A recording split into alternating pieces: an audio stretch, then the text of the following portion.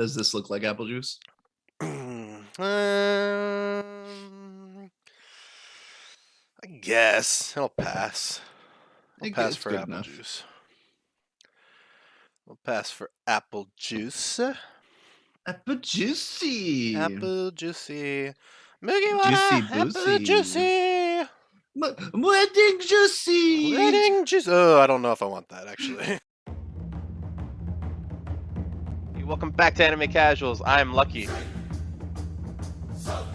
Here I go! This hand of mine is burning red! And I'm Michael. Realize the only ones who should kill are those who are prepared to be killed. Johnny. Your darkness swallowed up my son? Who decided that? Erupting! Burning! Now all of you. Die.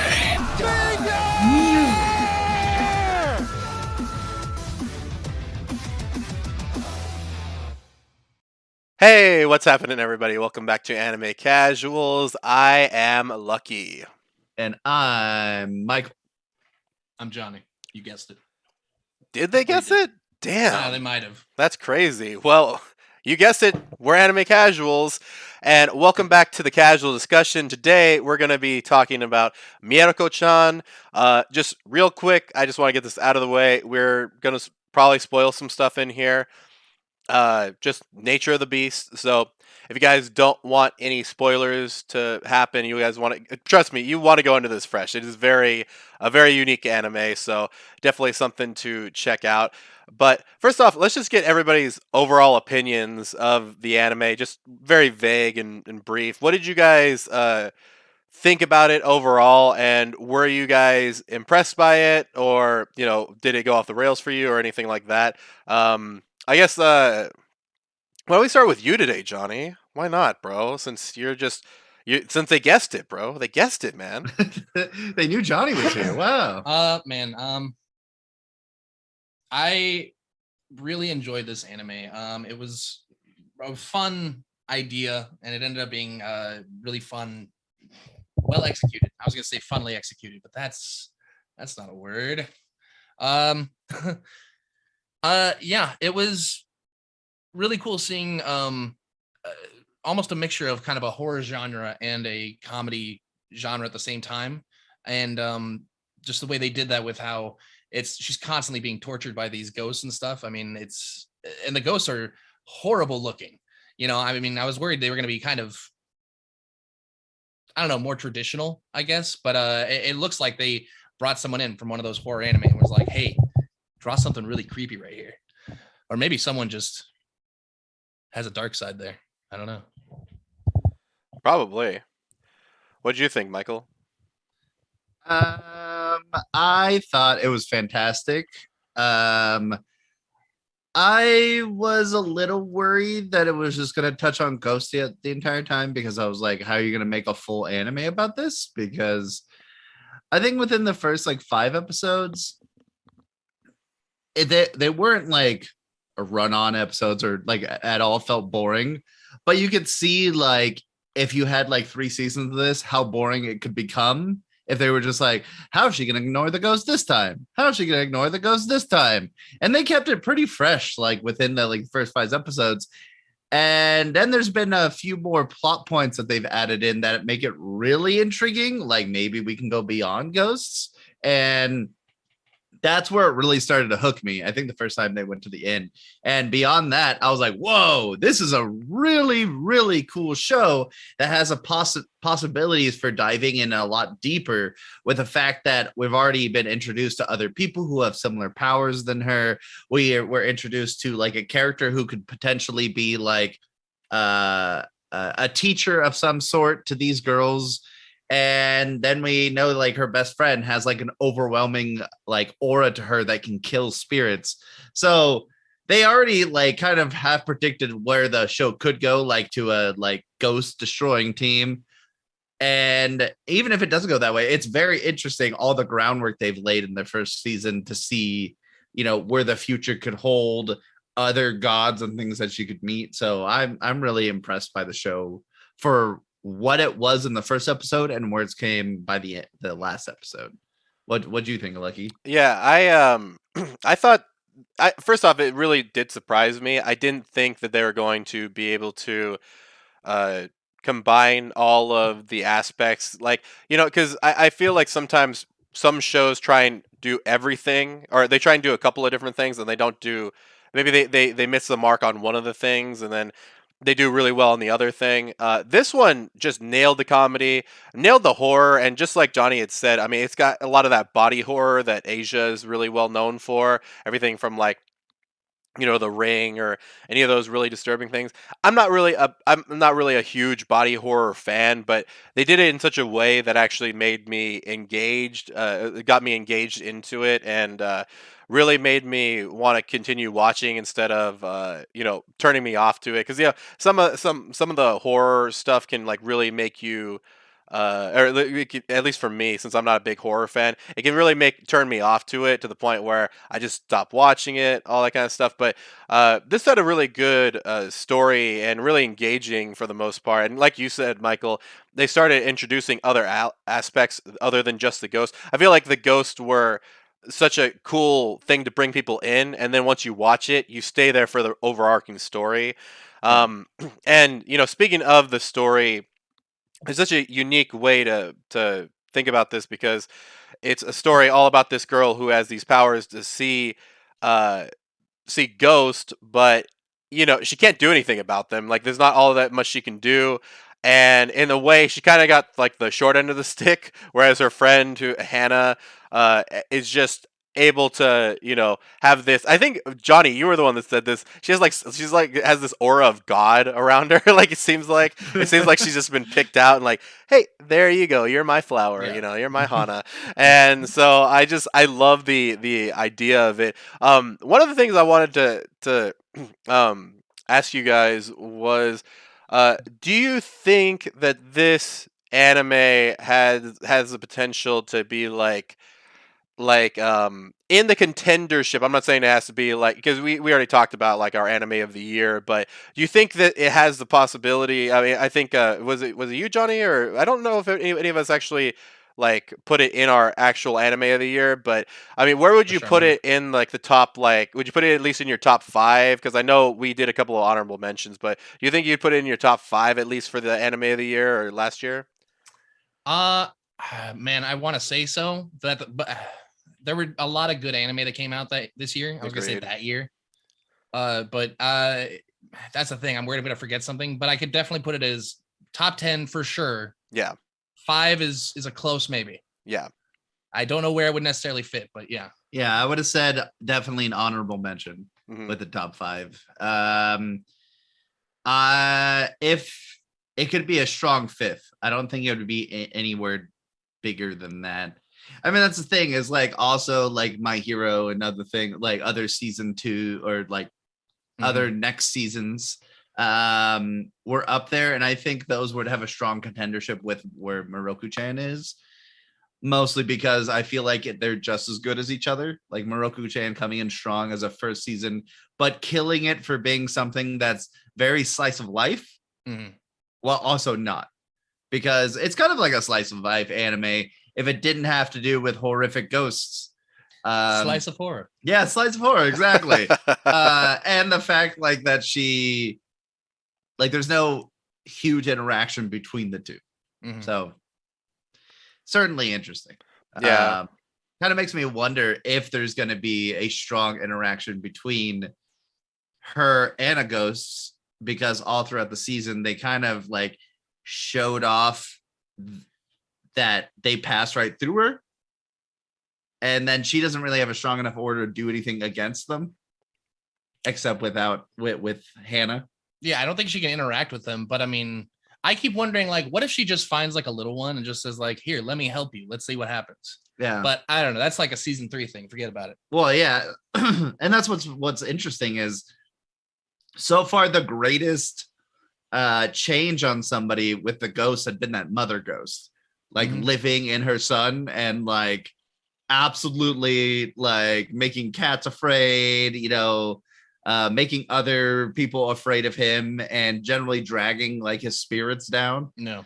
So I just wonder, like, even the axe ghost that was walking through the train was like chopping ghosts out of people, but itself wasn't actually doing anything to those people. So it's it's very interesting what could happen in the next season, because though when like she called the little special spirits every time, it didn't seem like she was actually in danger. I don't know. It felt reactionary almost. Like it was kind of I don't want to say at her whim, but I mean, it was kind of like she thought she was in danger. I mean, the third one, she figured it out and was like, kill that kid's mom. But, you know. Now kill that kid's mom, and I'll kill that kid's mom. I have the power to kill your mom. That's crazy. That's such a crazy moment. Just the way you like worded it is just such a crazy idea. But yeah, it kind of is what happened at the end. Yeah. Oh my god. One of the things I wanted to ask you guys, what do you guys think surprised you the most about this? Because I feel like for me, what surprised me the most was the fact that there was as much fan service as there was. Just because dude, by the way, that threw me off. So I just gotta, for people that can only hear us, I literally just said fan service, and I have this like bottle thing right here, and for some reason it just popped because of the hot air on my laptop right when I said fan service. It really threw me the fuck off. I just heard this pop, and I was like, oh my god, that's that metaphor, bro. But yeah, it really threw me off because I think it's like the second episode where there's this ghost that's just grabbing Hannah's titties, and then it goes to the big titty nurse and is like, I like your titties more. And I was like, jeez. And Miko has this habit of like always grabbing her skirt and like pulling it up. I'm like, I don't know if a lot of people have that same habit. So what do you think? What do you guys think of the fan service, and what do you guys think surprised you the most about it? Or this whole series? Watching with the first or second episode, and then she's putting salt. Or no, she's looking under her bed, I think, and then she bends over, and there's just like there's an ass view with an underwear outline. I'm like, what? Why is this here? I enjoyed that. I don't know if I should be surprised, but I definitely enjoyed it. If anything, I guess from the rest of how the episode went, I wasn't quite expecting that. So that might be the fan service one would also be the same for me. I was like, I wasn't expecting that, but I definitely enjoyed it. It was that little like bloop, like cherry out of nowhere on the top. And then they get back to scary shit. Yeah, it was the weirdest erection you've ever had. Oh yeah, fear boner. Fear boner. Absolutely. You liked what you saw, and then there was a ghost, and you were like, ah. Look down, look up, look down, look up. I don't know what to feel. It's like that. What the fuck is that? That Futurama episode with the Death by Schnoo, and they're all like, oh my god. But yeah, I think it just surprised me at how much this, because we had mentioned like 4 genres already. Well, but yeah, fan service is a genre. So we got like fan service, horror, comedy, slice of life. Also, the fan service died out throughout the by the last 4 or 5 episodes. There wasn't as much fan service, but within the while you're watching it, right, it did have all those genres in it. It was horror, slice of life. It was a little fan service here and there. It was a comedy because it was funny. It was like the interpersonal connection between like Mieruko and Hannah. Like it was kind of talking about that. It was a lot of different things. It was romantic. Good. No. Yeah. And I'm glad so far we really haven't like met an evil human yet. So that's nice. We got close with that one guy, Well, I mean, we saw a guy trying to kill cats, but I mean, like, yeah. Nice. But beyond that, yeah. Yeah, I think I guess, speaking of the guy killing cats and stuff, what do you guys predict for season 2 of this? Because one of the things I thought was interesting is the fact that we don't know what happened to that guy with the cats, but it doesn't look like Zen, or the substitute teacher that is very creepy. It doesn't look like he was gonna, go play patty cake with them. And also, there's a missing persons poster with that particular guy, the cat killer guy, that the police were putting up. That's missing. I'm like, So is Zen a good guy after all, or is he like a murderer of kitten killers? I mean, there's a lot of stuff that's kind of like up in the air for season 2 that I'm actually really happy about. We have the crazy godmother, what's her name, Mitsue, that's in the background. That I was actually surprised that she didn't come back at all. And then season 2 is She gonna looked have like she around there. retired. Yeah, yeah. Yeah, she just gave up, Oh decided my to be a god. farmer. She's like, Yeah. I need to get stronger. I'm not. These girls are gonna outclass me if I don't strengthen up. No, I think she just gave up. She's like, I have seen enough. Yeah. Well, it That seemed. lady is ridiculous, and I don't want any part of it. Yeah, it seemed like it was like But these she's gonna come back. what these She people will. are dealing with, like I have to get stronger for. So she's kind of doing like her own montage over at her poor son's house that she has to live with. And Retirement training. Who knows until season 2? yeah, exactly. And do you guys think that Yuria, the girl with the pigtails, will ever be able to see the same ghost as Miko? Because it seems like I mean, it seems like as though I mean, it was stated in the anime that she can only see the smaller ghosts, so she can't really see like the big hardcore ones that Miko's seeing all the time. That poor girl. But like, what do you guys think about Yuria's future in the anime? Uh, I mean, I feel like the same question could be asked of Hannah Oh, okay, that's a good point. because, like, the both of them, there's no sudden dramatic improvement with both of them. Just we know that when Hannah eats, her aura like is incinerating spirits, and then when she's hungry, she can be groped apparently by spirit hands. And the same can be said with what's her name? Yuria? Yuria. The same can be said with her. Like so far, we haven't seen anything about strengthening one's eyes or them learning anything about how to combat ghosts, like at all. So maybe that's what season 2 is going to be about. The three of them. Maybe Hannah learns how to like touch into her aura, her magic aura. Just has a stack of food on her all the time.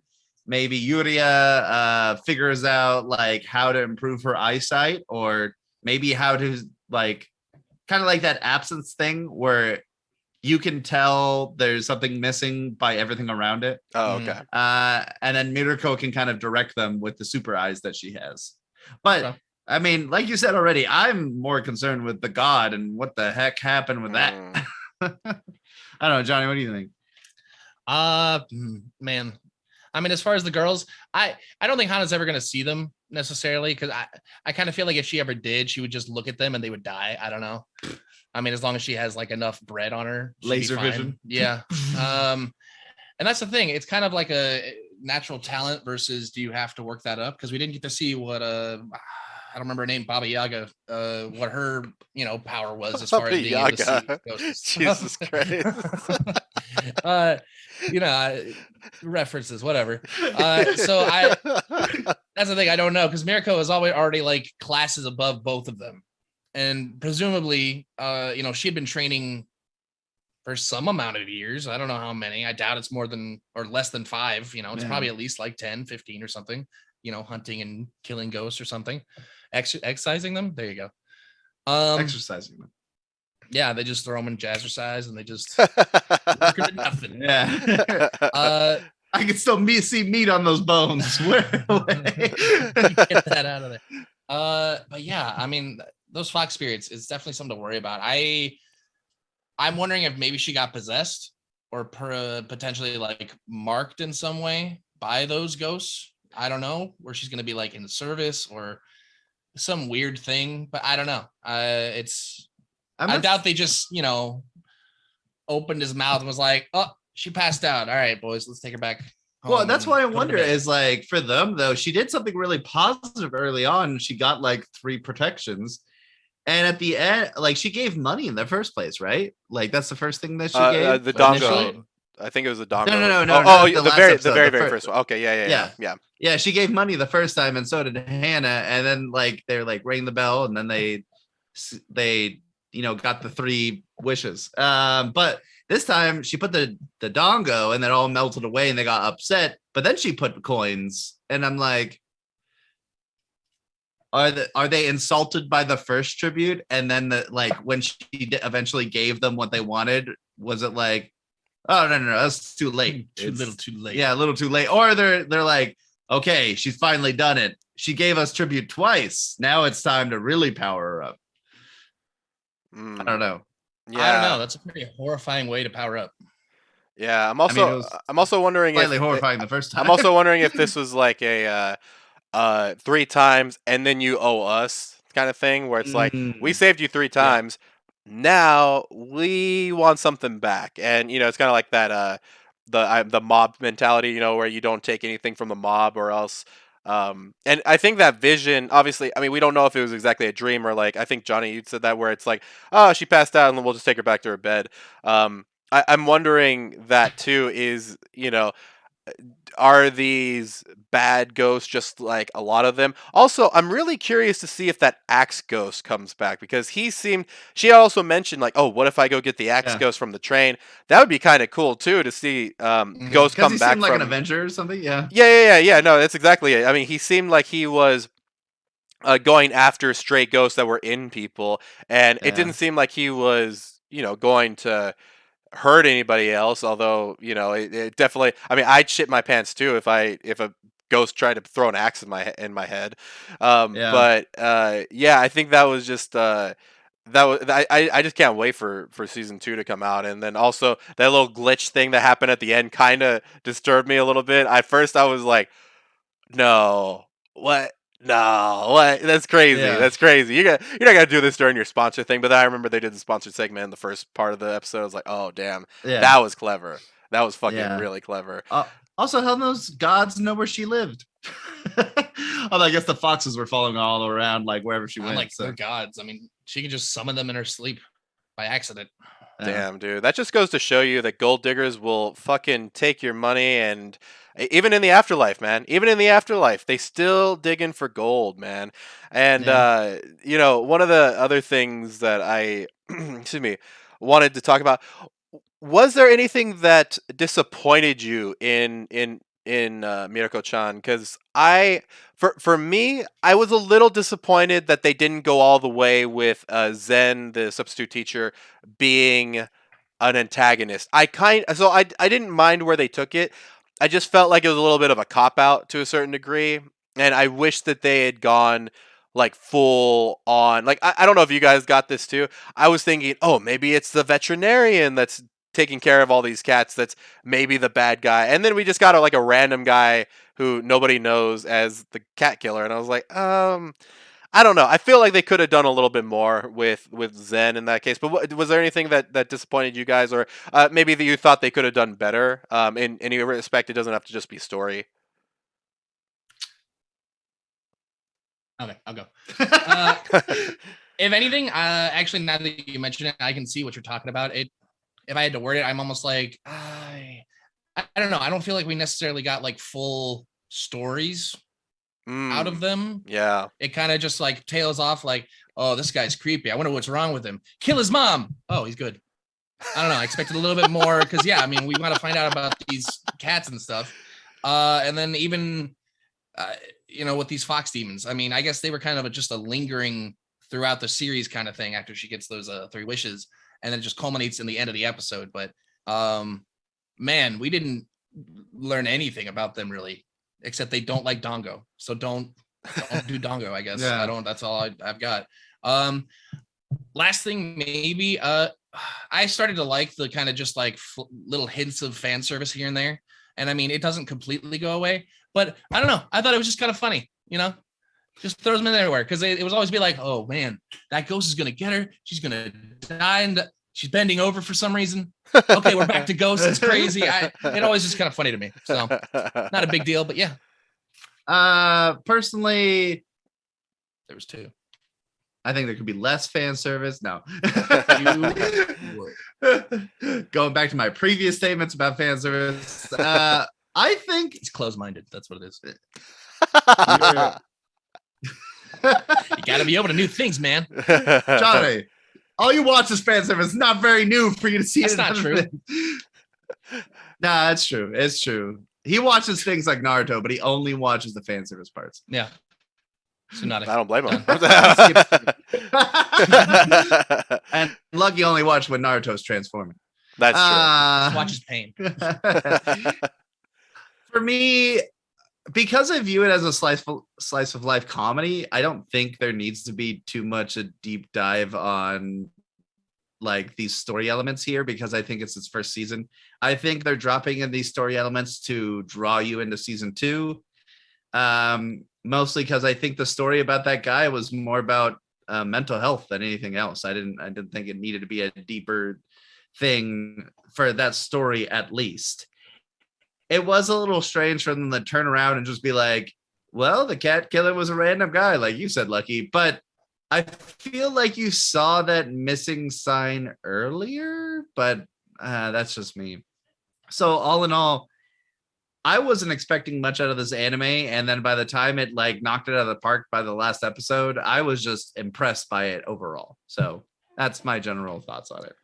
Nice. And if you guys, to just sum up everything, I'll give you guys a couple, I'll answer this first, but like a general score that you guys would give it out of 10, out of 5, out of 6, maybe. Who knows? I don't know, you crazy bastards.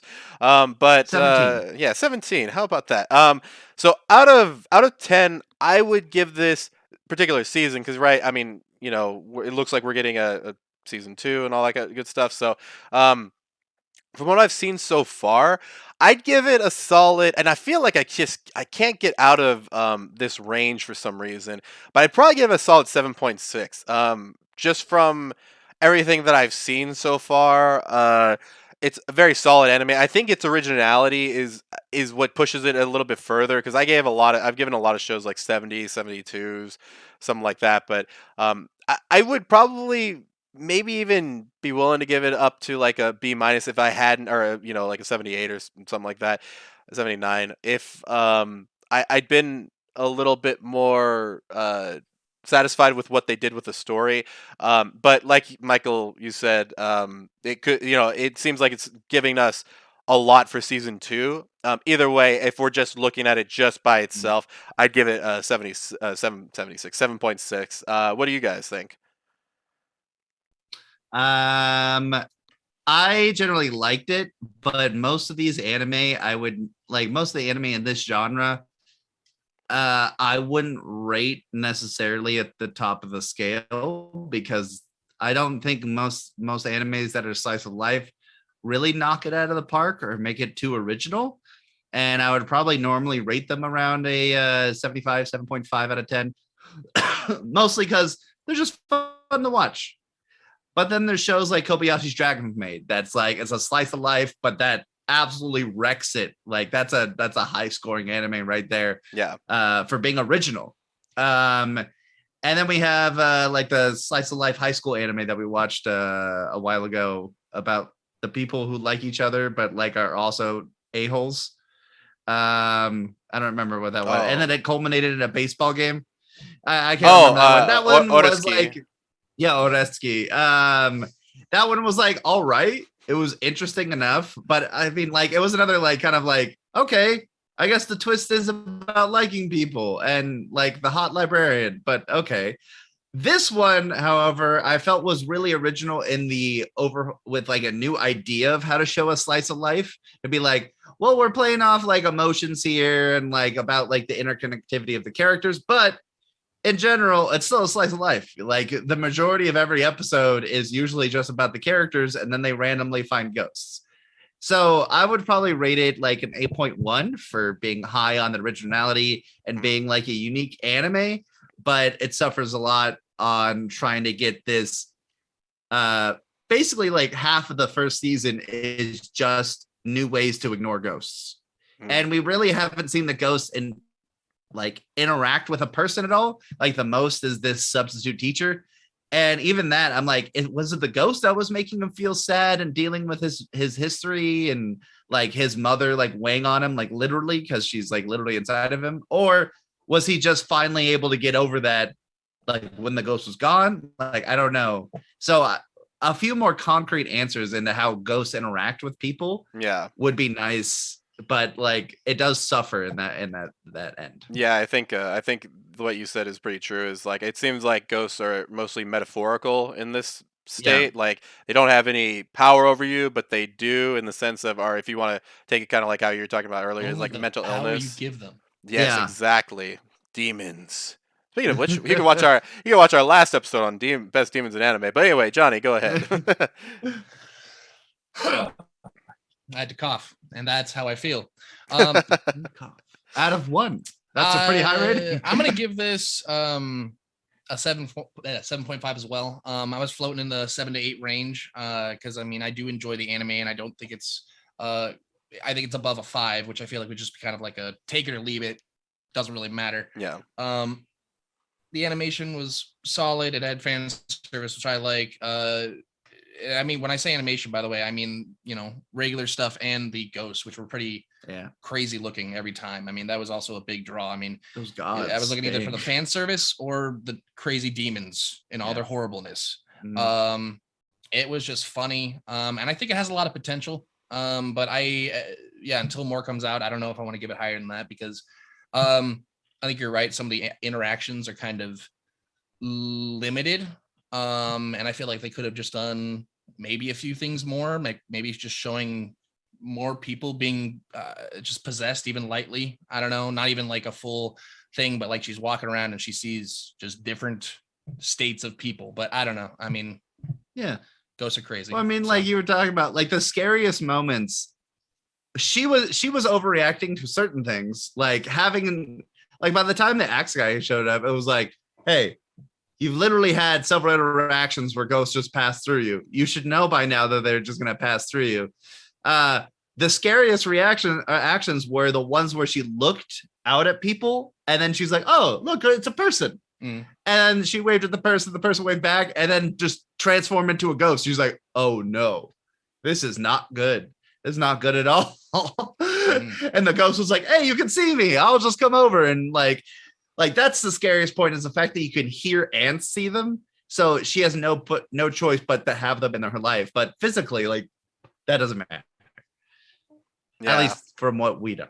So. Yeah, that's true. And dude, by the way, that scene did scare the shit out of me. That's when she's like waving at a kid with a balloon, and all of a sudden he's like, "You saw me, you saw me." I was like, "Oh no, shit!" that actually did kind of freak me the fuck out a little bit. But I think ultimately Mieruko-Chan did such a great job of putting us in the shoes of a young girl who's scared for her fucking life because she's seen death all around her. And by the way, I mean, like we said earlier, there's so many metaphorical ways that people could analyze this. I mean, let us know in the comments down below maybe what you guys thought of it, and maybe the way that you guys took the anime. It's actually turned out to be a little bit more of an analysis. So maybe I'll make this like more of a casual discussion and analysis of Mieruko-Chan. Who knows? Beard scratch, beard scratch, beard scratch, beard scratch, beard scratch. But anyway, guys, as always, remember you can check out All Things Casual at the link tree in the description box down below. Speaking of All Things Casual, I did appear on Generally Casual with Michael, his brother Richard, and Corey, who was not there, so I just took his spot. But we do talk about generational anime. So if you guys want to check that out, I'll put a link in the description box down below, whether you're watching this on YouTube or listening to this on podcasts. Also, you can email us at animecasuals with an S, real, REAL, at gmail.com. But as always, guys, don't forget to keep it casual. Oh.